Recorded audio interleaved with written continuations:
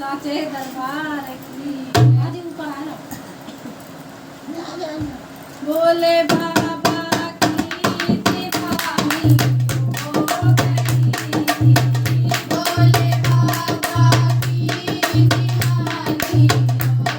गई आपकी गौरा सयानी हो गई आपकी गौरा सयानी हो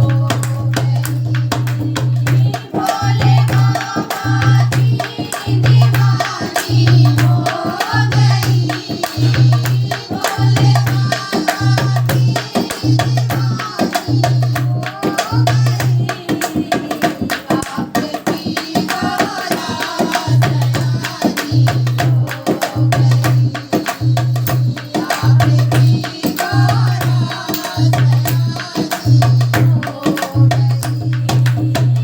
बीता बचपन और लड़कपन खेल में बीता बचपन और लड़कपन खेल में आंसुओं की कहानी हो गई आंसुओं की कहानी हो गई भोले बाबा की दीवानी हो गई भोले बाबा की दीवानी हो गई आपकी गौरा सयानी हो गई आपकी गौरा सयानी हो गई नहीं सकता लिखा तकदीर का मिट नहीं सकता लिखा तकदीर का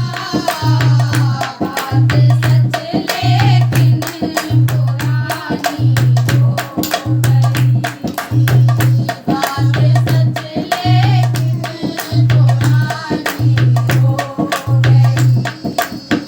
भोले बाबा की दीवानी हो गई भोले बाबा की दीवानी हो गई आपकी गौरा सयानी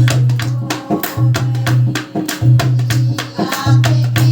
गौरा सयानी हो गई हाथ में देखा है कुछ ऐसी पड़ी हाथ में देखा है कुछ ऐसी पड़ी आदि शक्ति माँ भवानी हो गई आदि शक्ति माँ